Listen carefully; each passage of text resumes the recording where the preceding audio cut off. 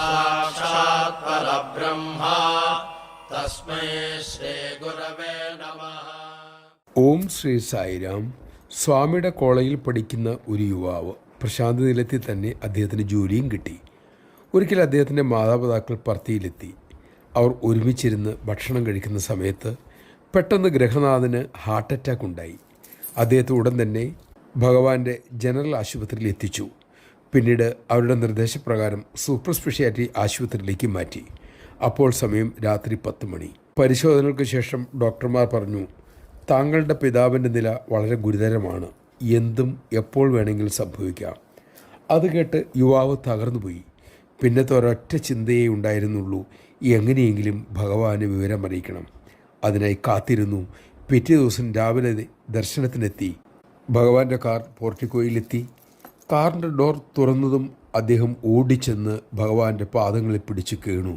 സ്വാമി ചോദിച്ചു, എന്തു പറ്റി? അദ്ദേഹം പറഞ്ഞു, സ്വാമി, ഡോക്ടർമാർ പറഞ്ഞു അച്ഛൻ ഉടനെ മരിക്കുമെന്ന്. അച്ഛന് ഹൃദയാഘാതമുണ്ടായി. എത്ര മണിക്കായിരുന്നു? സ്വാമി ചോദിച്ചു. വൈകുന്നേരം 8:30 സ്വാമി. ഭഗവാൻ അഭിമുഖമുറിയിലേക്ക് പോയി. പിന്നീട് 2 വിഭൂതി പാക്കറ്റുകൾ കൊടുത്തുവിട്ടു. അത് അച്ഛൻ്റെ നെഞ്ചിൽ പുരട്ടാനും നിർദ്ദേശിക്കുകയും ചെയ്തു. അദ്ദേഹം അതുമായി ആശുപത്രിയിലേക്ക് കുതിച്ചു.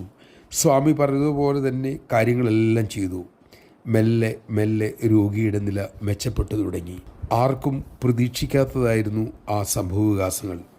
ഓരോ ദിവസവും സ്വാമി അദ്ദേഹത്തോട് അച്ഛന് എങ്ങനെയുണ്ട് ആരോഗ്യം എന്ന് ചോദിക്കുമായിരുന്നു. 14 ദിവസം അദ്ദേഹം ICUവിൽ കിടന്നു. ഡിസ്ചാർജ് ചെയ്യേണ്ട ദിവസമായി. അന്ന് ദർശനത്തിനെത്തിയ മകനോട് ഭഗവാൻ ചോദിച്ചു, നിന്റെ അച്ഛനിപ്പോൾ എങ്ങനെയുണ്ട്? അദ്ദേഹം തൊഴുകയോടെ പറഞ്ഞു, ഭഗവാനെ, ഇന്ന് അവർ അച്ഛനെ ഡിസ്ചാർജ് ചെയ്യും. അത് കേട്ട് പുഞ്ചിരിയോടെ ഭഗവാൻ ചോദിച്ചു, നിന്റെ അച്ഛൻ മരിക്കുമെന്ന് അവർ പറഞ്ഞു എന്നല്ലേ നീ അന്ന് എന്നോട് പറഞ്ഞത്? തൊഴുകയോടെ ആ മകൻ പറഞ്ഞു, അതേ സ്വാമി, പക്ഷേ അവിടുത്തെ കൃപ കൊണ്ട് അച്ഛൻ ജീവനോടെ ഇരിക്കുന്നു. സ്വാമി അപ്പോൾ അദ്ദേഹത്തോട് പറഞ്ഞു, നിന്റെ പിതാവിനോട് പറയുക, സ്വാമിയുടെ കൃപ കൊണ്ട് മാത്രമാണ് ഇപ്പോൾ അദ്ദേഹം ജീവിച്ചിരിക്കുന്നത് എന്ന്. ജയ് സായിരാം.